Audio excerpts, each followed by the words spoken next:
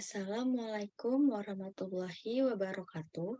Perkenalkan, nama saya Indira Insan Palupi dengan nomor NIM 202002020185, program studi agribisnis kelas C, Fakultas Pertanian Universitas Muhammadiyah Yogyakarta.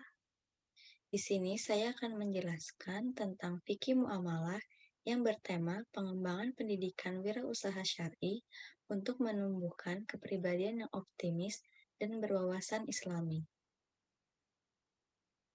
Adapun agenda pembahasannya, yang pertama, pengertian wirausaha dalam perspektif Islam, pengembangan pendidikan wirausaha syar'i, faktor pendukung dan penghambat wirausaha syar'i, prinsip kewirausahaan Islam, urgensi optimisme, wirausaha bagian dari ibadah, dan kesimpulan. Yang pertama, pengertian wirausaha dalam perspektif Islam. Kewirausahaan Islam merupakan aspek kehidupan yang dikelompokkan ke dalam masalah muamalah. Masalah yang erat kaitannya dengan hubungan yang bersifat horizontal, yaitu hubungan antar manusia yang akan dipertanggungjawabkan kelak di akhirat. Kewirausahaan Islam merupakan suatu ibadah yang akan mendapatkan pahala apabila dilaksanakan. Prinsip utama yang melandasi filosofi bisnis dalam Islam adalah tauhid atau keesaan Allah. Prinsip ini mengindikasikan Allah sebagai pencipta tunggal alam dan oleh karenanya semua manusia berkedudukan setara untuk bertugas melaksanakan perintahnya. Dalam bisnis, hal ini mengimplikasikan kejujuran dan amanah dan sebuah relasi antar pengusaha dan pekerja yang merefleksikan fakta bahwa mereka bagian dari persaudaraan sesama manusia dan secara spiritual setara di hadapan Allah, meskipun secara materi tidak setara di dunia. Selanjutnya, pengembangan pendidikan wirausaha syar'i. Pendidikan kewirausahaan syar'i dapat diimplementasikan secara terpadu dengan kegiatan-kegiatan pendidikan yang ada di sekolah, seperti kegiatan intrakurikuler dan ekstrakurikuler. Dalam pelaksanaan pendidikan kewirausahaan syar'i ini, segenap komponen sekolah harus bekerja sama dalam mengembangkan pendidikan wirausaha syar'i. Penyemaian benih-benih kewirausahaan dapat dilakukan dengan menggunakan sikap mental untuk memberantas sikap-sikap malas, rendah diri, ketergantungan, dan kemiskinan jiwa lainnya yang diganti dengan penumbuhan sikap maju dan ingin sukses di masa mendatang.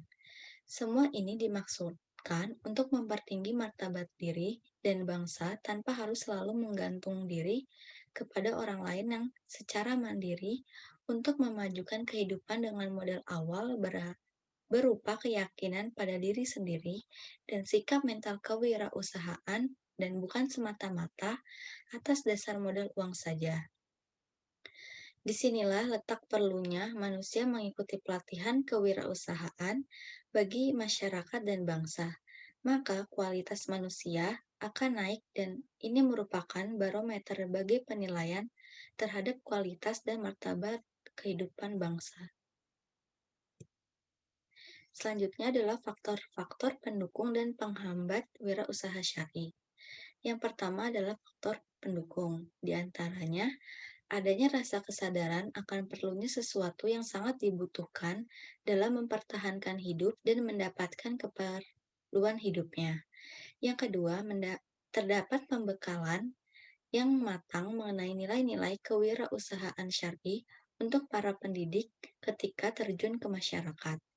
Yang ketiga, umat Islam bisa mandiri dalam hal ekonomi yang sesuainya dengan syariatnya. Yang keempat, sebagai bentuk ibadah dan perjuangan dalam agama Islam, sehingga memperoleh pahala dari proses pendidikan tersebut. Yang kelima, adanya sumber daya internal atau bakat dan keahlian dalam aspek ekonomi yang terdapat pada setiap peserta didik. Dan masih sedikit masyarakat yang tertampung dalam lapangan kerja, sehingga pembukaan lapangan kerja baru menjadi bagian terpenting dalam aspek ekonomi. Selanjutnya adalah faktor penghambat. Yang pertama adalah keterbatasan waktu, kejenuhan yang dirasakan para peserta didik dalam mempelajari wirausaha syar'i, sehingga membutuhkan proses pendidikan yang seru dan tidak membosankan.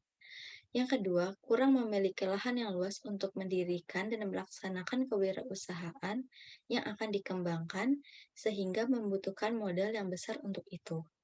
Yang ketiga, tidak adanya pembiasaan dari pemerintah secara rutin dan khusus, terutama di bidang kewirausahaan berbasis Islam. Dan yang terakhir, rendahnya motivasi dan dukungan keluarga terhadap minat berwirausaha. Selanjutnya adalah prinsip kewirausahaan Islam.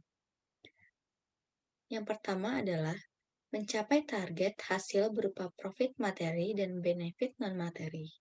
Yang kedua, menegakkan keadilan dan kejujuran. Dan kejujuran merupakan hal yang sangat dijunjung dalam Islam sebagai pengusaha dalam melayani pembelinya. Yang ketiga, ihsan dan jihad dalam bekerja.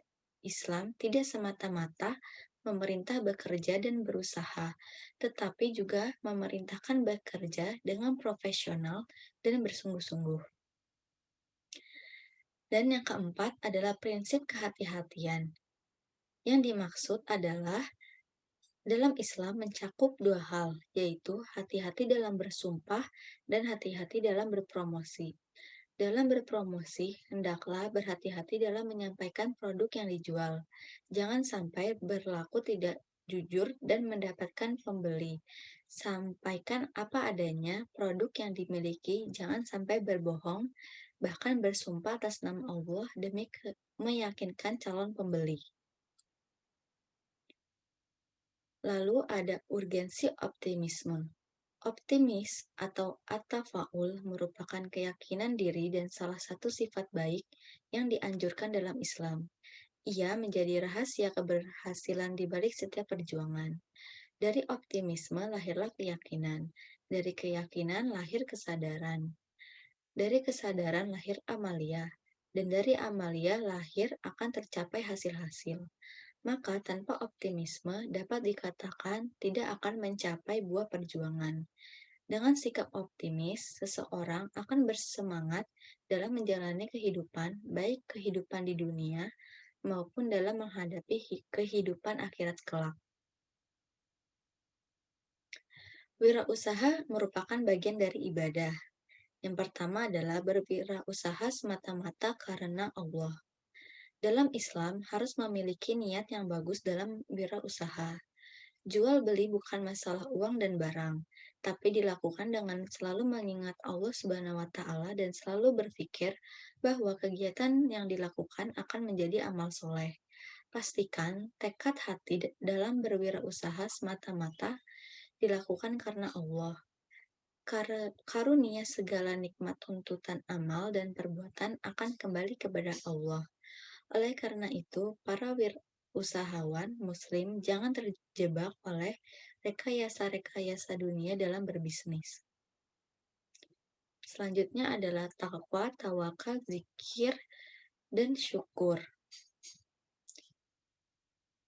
Sifat atau karakteristik yang harus dimiliki wirausahawan sesuai dengan ajaran Islam. Sifat-sifat tersebut harus benar-benar dilaksanakan dalam kehidupan atau praktek bisnis sehari-hari. Takwa merupakan mentaati perintah Allah dan menjauhi semua larangannya. Tawakal ialah suatu sifat penyerahan diri kepada Allah secara aktif, tidak cepat menyerah. Berzikir artinya dalam hati selalu menyebut asma Allah dengan merendahkan diri dan rasa takut serta tidak mengeraskan suara dalam segala keadaan. Selalu mengingat Allah membuat hati menjadi tenang. Segala usaha dapat dilakukan dengan kepala dingin dan lancar. Syukur adalah kemampuan menerima apapun yang diberikan Allah adalah yang terbaik. Sikap orang jujur akan tergambar dalam setiap ucapan dan perbuatannya.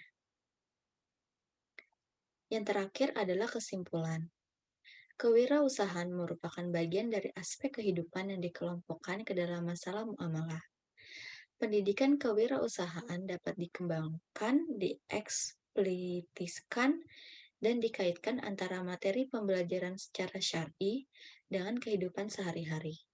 Penerapan pendidikan kewirausahaan yang dilaksanakan terhadap peserta didik di Indonesia diantaranya kepemimpinan, tanggung jawab, disiplin, kreatif, inovatif, berani, mengambil resiko, kerja keras, kuliner kuat, pantang menyerah, kerjasama, komitmen, berani dengan kepercayaan diri yang berlandaskan jalan Allah, peserta didik optimis dan memiliki keberanian, kejujuran untuk menawarkan barang dagangannya tanpa perlu didampingi oleh pembimbingnya. Dengan demikian, pembelajaran yang berwawasan pendidikan kewirausahaan tidak hanya tertuju pada tataran pengetahuan atau kognitif saja, tetapi juga tertuju pada tataran akhlak atau sikap.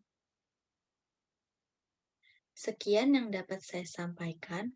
Mohon maaf apabila ada kesalahan. Terima kasih. Wassalamualaikum warahmatullahi wabarakatuh.